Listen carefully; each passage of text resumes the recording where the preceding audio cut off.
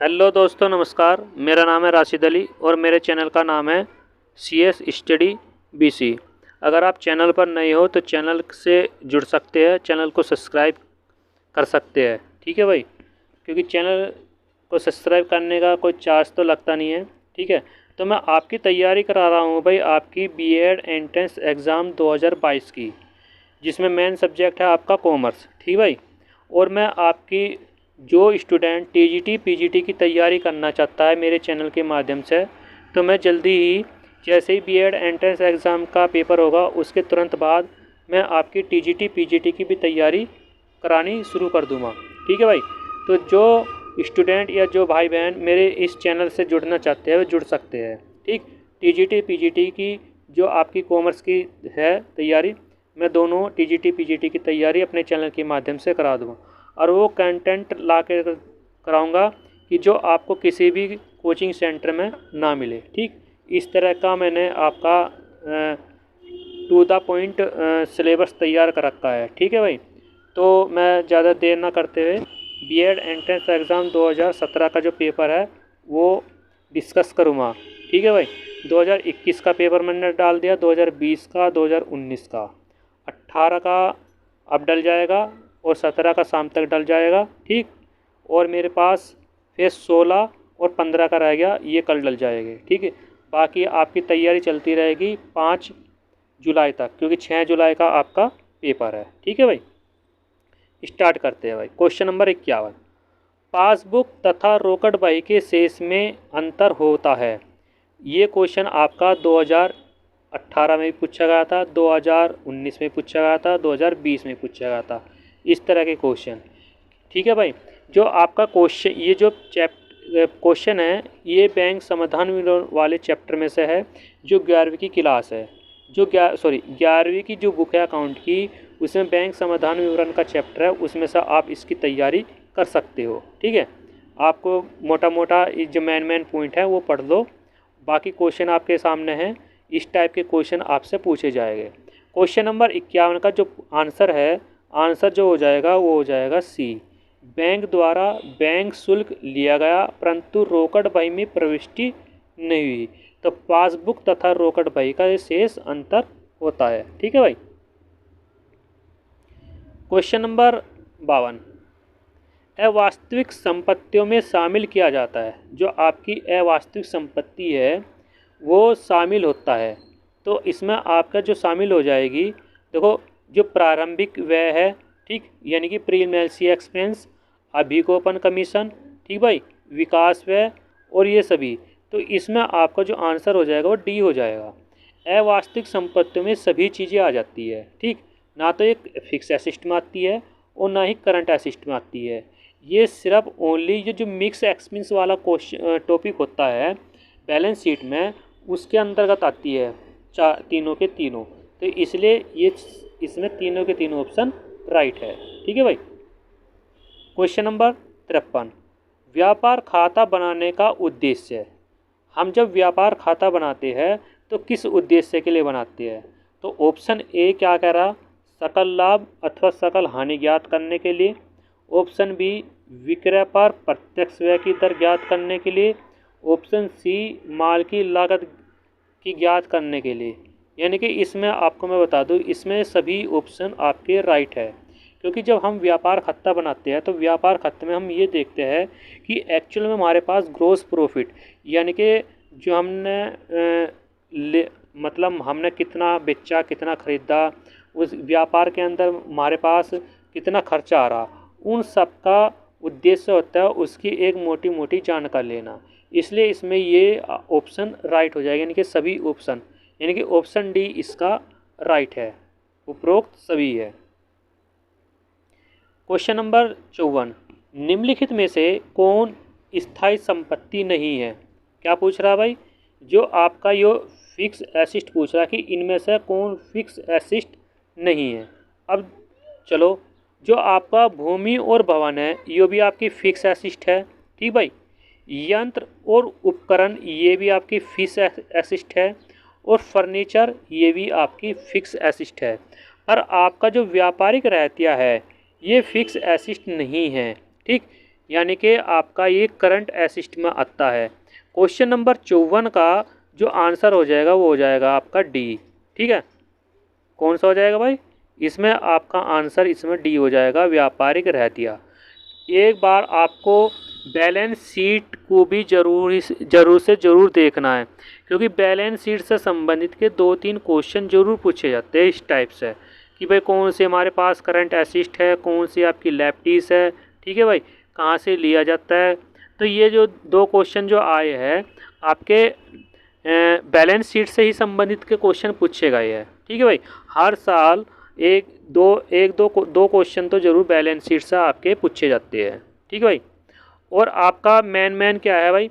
आपकी general entry वाला जो रोज नामचा वाला चैप्टर, खाता भाई वाला चैप्टर, ठीक है, बैंक समाधान विवरण वाला चैप्टर, आपका तलपट वाला चैप्टर, अंतिम खाते वाला चैप्टर, ठीक भाई, और आपका औसत भुगतान तिथि वाला चैप्टर। ये चैप्टर बहुत इंपॉर्टेंट है, इनमें से क्वेश्चन बहुत ज़्यादा पूछे जाते हैं। और आपको एक चीज़ और बता दूं, अगर आपको बहुत अच्छा स्कोर प्राप्त करना है कॉमर्स में 50 क्वेश्चनों में, तो जो आपका इकोनॉमिक्स की बुक है बीकॉम फर्स्ट ईयर की, ठीक भाई, बीकॉम फर्स्ट ईयर की जो इकोनॉमिक्स की बुक है उसमें से कम 15 क्वेश्चन जरूर पूछे जाते हैं। ठीक, आपके मांग की लोच, मांग के नियम, सीमांत उपयोगिता वाला, ठीक भाई, इन 4-5 चैप्टर में से आपके 15 क्वेश्चन जरूर पूछे जाते हैं। अगर आपने इकोनॉमिक्स की अच्छे से तैयारी कर ली तो आपका, मैं तो जानता नहीं कि आपका पेपर बहुत ही अच्छा जाएगा। बहुत ही अच्छे तैयारी करना, मैं आपको चैप्टर भी बता रहा हूँ, बुक भी बता रहा हूँ, उन बुक को उठा लो, उनमें से आप अपनी तैयारी कर लो। ठीक है भाई, अब आपका क्वेश्चन नंबर है 55, तलपट का मिलान प्रभावित होता है। अब तलपट का मिलान किसके द्वारा प्रभावित होता है? क्वेश्चन नंबर आपका जो 55 है, इसका जो आंसर हो जाएगा वो हो जाएगा आपका बी। केवल द्विपक्षीय अशुद्धियों द्वारा ही तलपट का मिलान प्रभावित होता है, बाकी किसी के द्वारा प्रभावित नहीं होता। ना तो एक पक्षीय अशुद्धि है उसके द्वारा नहीं प्रकट हो सकता, सिर्फ 2 पक्ष यानी कि आपका डेबिट और क्रेडिट, अगर इन दोनों का मिलान मतलब कम और बढ़ती है तो आपका तलपट का मिलान प्रभावित होगा, क्योंकि तलपट के दोनों योग का तलपट का जो दोनों तरफ का योग है, डेबिट वाला और क्रेडिट वाला, क्योंकि वो सेम होना चाहिए टोटल। ठीक, तो हमारा तलपट का मिलान प्रभावित नहीं होता। अगर आपका तलपट का मिलान यानी कि एक तरफा का योग कम है, एक तरफा का योग ज़्यादा है, तो आपका प्रभावित होगा, क्योंकि वो द्विपक्षीय अवधारणा के अनुसार आता है। ठीक है भाई, क्वेश्चन नंबर 56, ये आपके अंतिम खाते वाला चैप्टर ना, वहाँ से लिया गया है। अंतिम खातों में अदत्व के समायोजन का लेखा किया जाता है, तो कितने स्थान पर किया जाता है? तो ये पूछ रहा जो आपका आउटस्टैंडिंग है अदत्व आपकी जो आउटस्टैंडिंग है वो कितने स्थान पर ली जाती है भाई?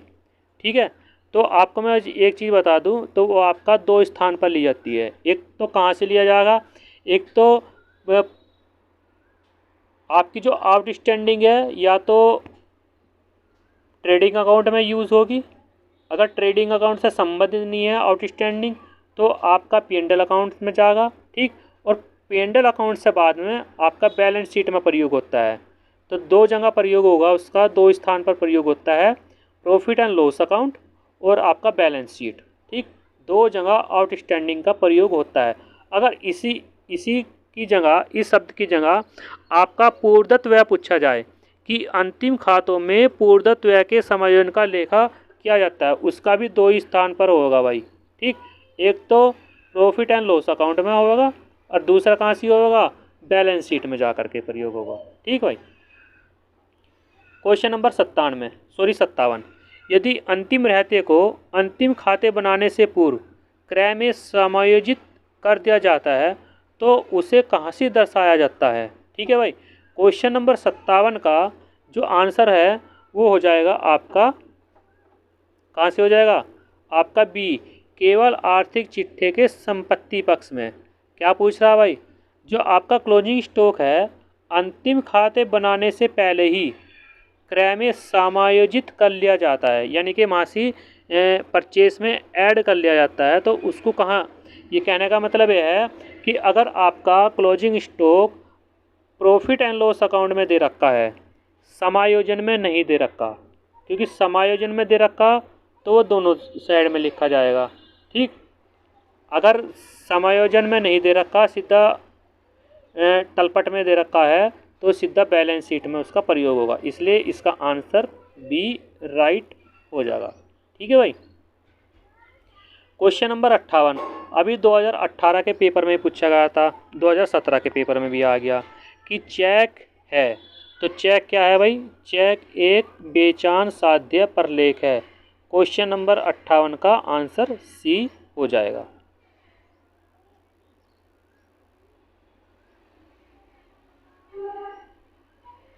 क्वेश्चन नंबर 59 लेटी अथवा समतल नस्तीकरण प्रणाली किससे संबंधित है? क्वेश्चन नंबर 59 का जो आंसर हो जाएगा वो हो जाएगा आपका सी, ए और बी दोनों, यानी ये शैनन फाइल और तार फाइल, ये लेटी अथवा समतल नस्तीकरण प्रणाली से संबंधित है। क्वेश्चन नंबर 60 कंसाइनमेंट में से क्वेश्चन पूछा गया है, प्रेषक तथा प्रेषी के मध्य क्रमशः संबंध होता है। ऑप्शन ए क्रेता तथा विक्रेता का, ऑप्शन बी प्रधान तथा प्रतिनिधि का, ऑप्शन सी प्रतिनिधि तथा प्रधान का, या इनमें से कोई नहीं। क्वेश्चन नंबर 60 का जो आंसर है वो आंसर हो जाएगा बी, प्रधान तथा प्रतिनिधि का।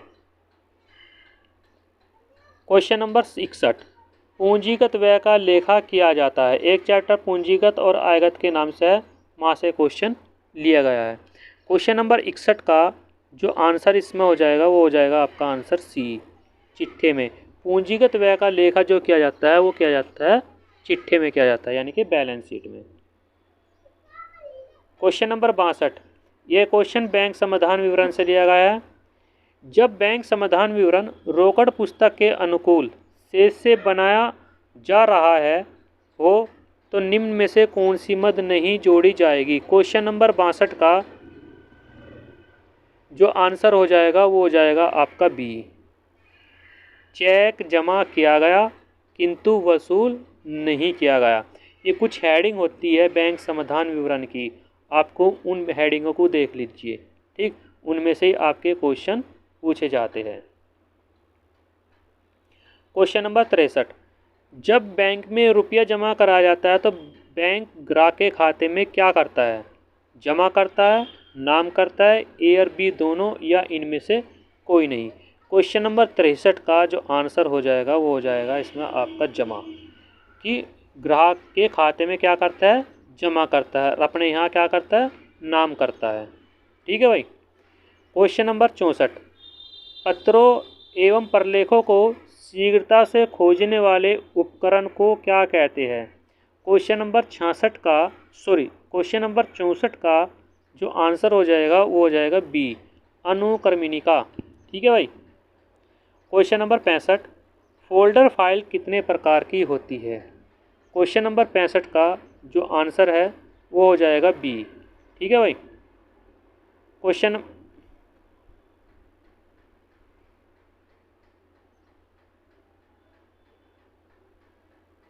नंबर 66 बैंक द्वारा जारी प्लास्टिक मनी में निम्न में से कौन सा सम्मिलित नहीं होता है? Debit card, credit card, ATM card, या bank cheque book? Question number 66 का आंसर हो जाएगा बैंक चेक बुक शामिल नहीं होता। ठीक, डेबिट कार्ड भी होता है बैंक प्लास्टिक मनी में, क्रेडिट कार्ड भी होता है, एटीएम कार्ड भी होता है, पर जो बैंक का चेक होता है वो प्लास्टिक मनी में जारी नहीं होता है, सम्मिलित नहीं होता। क्वेश्चन नंबर 67 रेखांकित चेक का भुगतान प्राप्त किया जाता है, तो रेखांकित चेक का भुगतान किसके द्वारा प्राप्त किया जाता है? ये आंसर हो जाएगा किसी भी बैंक के द्वारा। ठीक भाई, किसी भी बैंक के द्वारा रेखांकित चेक का भुगतान प्राप्त कर सकते हैं। क्वेश्चन नंबर 68 खुली अनुक्रमणिका में एक साथ कितने कार्डों को देखा जा सकता है? अनेक कार्डों को देखा जा सकता है। क्वेश्चन नंबर 68 का आंसर इसमें आपका ए हो जाएगा, अनेक कार्ड इसमें हम देख सकते हैं। ठीक भाई। क्वेश्चन नंबर 69 आयकर अधिवक्ता के लिए नस्तीकरण की कौन सी पद्धति उपयुक्त है? क्वेश्चन नंबर 69 का जो आंसर हो जाएगा, इसमें आंसर हो जाएगा ए, फोल्डर फाइल। क्वेश्चन नंबर 70, साधारण कमीशन निकालने का सूत्र है।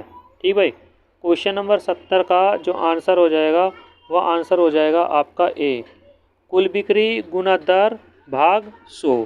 ठीक भाई, ये आपका साधारण कमीशन निकालने का सूत्र है। क्वेश्चन नंबर 71, प्रेषण खाता किस प्रवृत्ति का खाता है?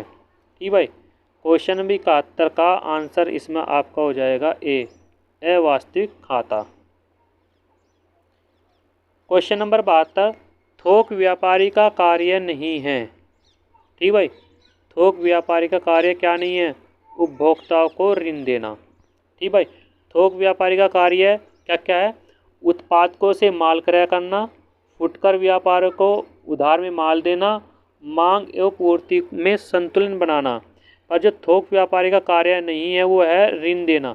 ये थोक व्यापारी का कार्य नहीं है।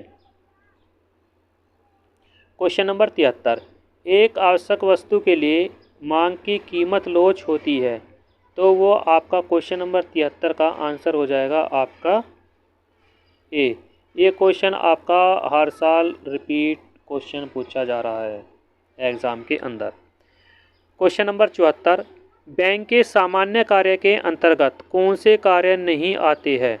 ठीक भाई, क्वेश्चन नंबर 74 का जो इसमें आंसर हो जाएगा वो आ जाएगा आपका बी, बजट तैयार करना। क्वेश्चन नंबर 74 का आंसर बी, बजट तैयार करना। क्वेश्चन नंबर 75, किस वर्ष तक रिजर्व बैंक ऑफ इंडिया ने पाकिस्तान के केंद्रीय बैंक के रूप में कार्य किया?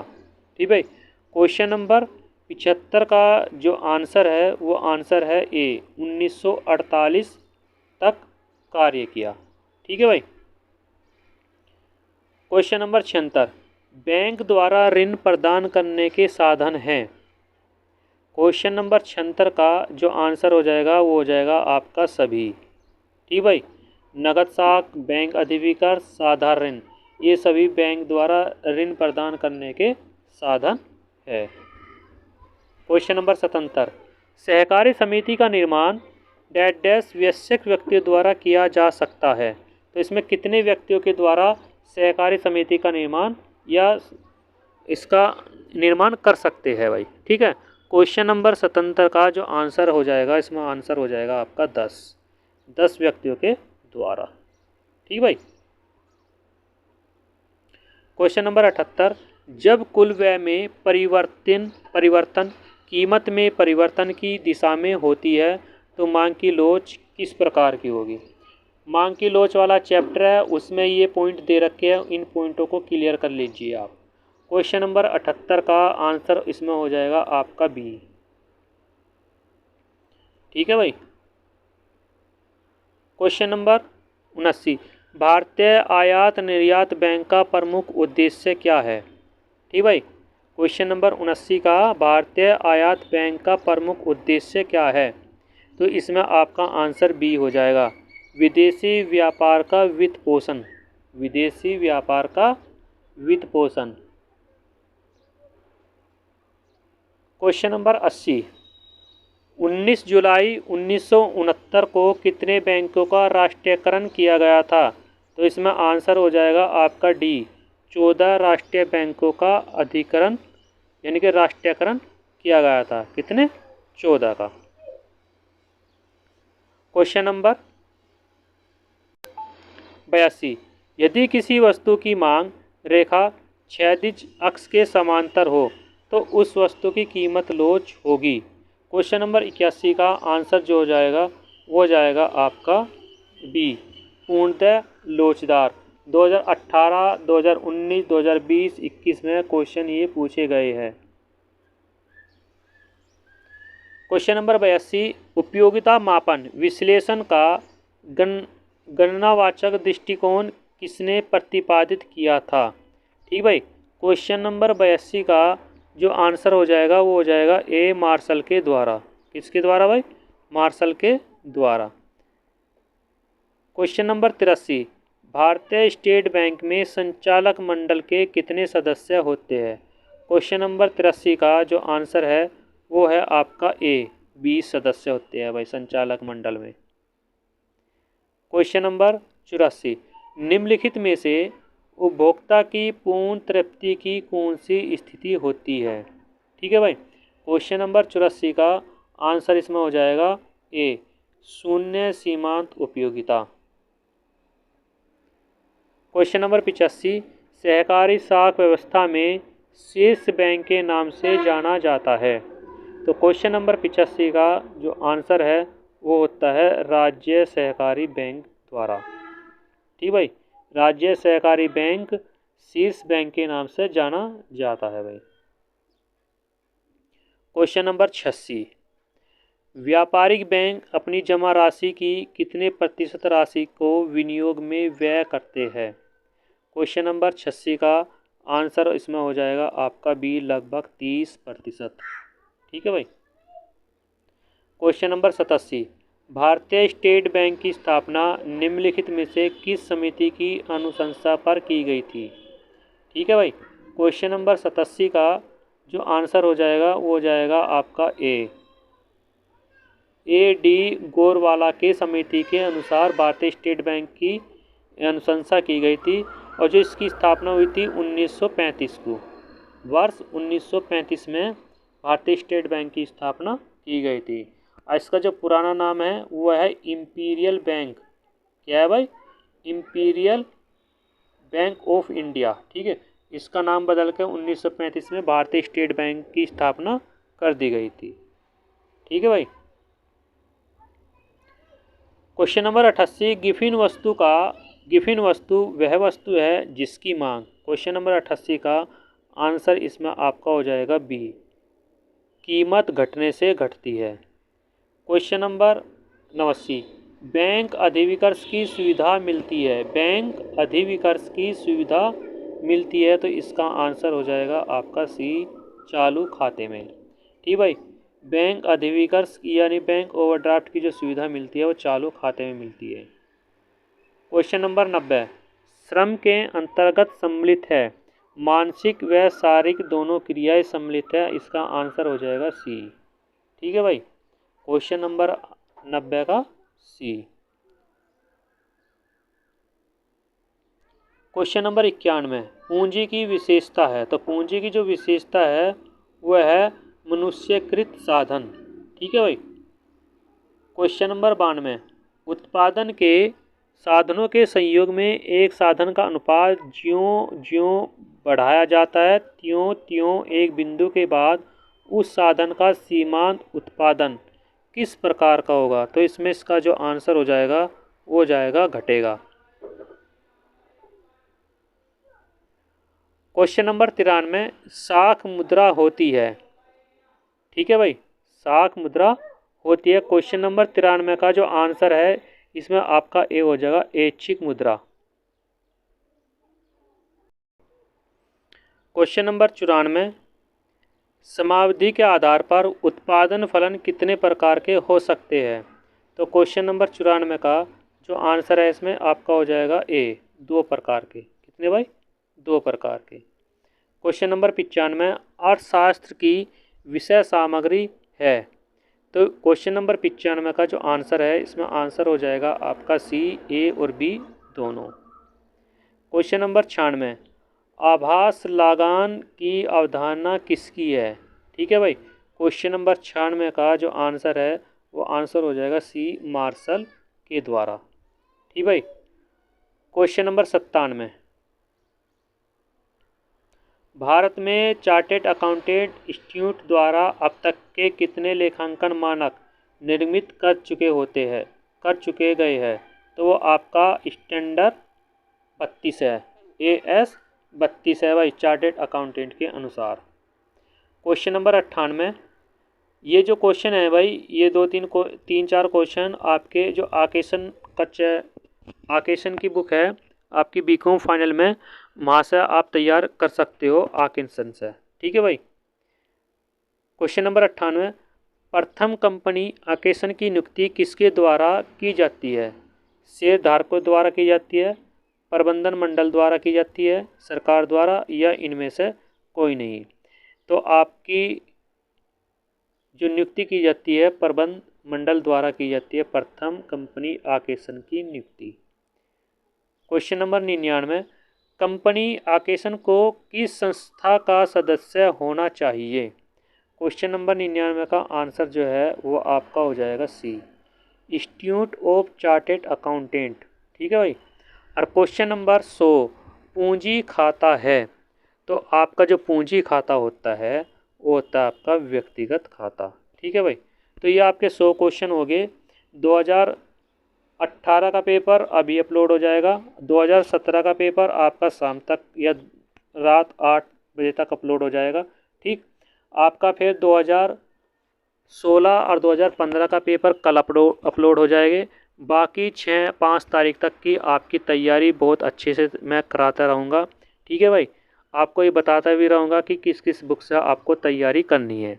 बुक मैंने बता भी थी, जो आपकी 11वीं और 12वीं की बुक है। ठीक भाई, अकाउंट की, उसकी तैयारी, आपका व्यापारिक संगठन, उसकी तैयारी उस बुक की, और अधिक क्वेश्चन तत्व जिसको बैंकिंग के नाम से जानते हैं उससे तैयारी, और आपका जो बीकॉम फाइनल ईयर में एक अंकेशन के नाम से बुक है यानी कि ऑडिटिंग। ठीक, उसकी तैयारी कर लो।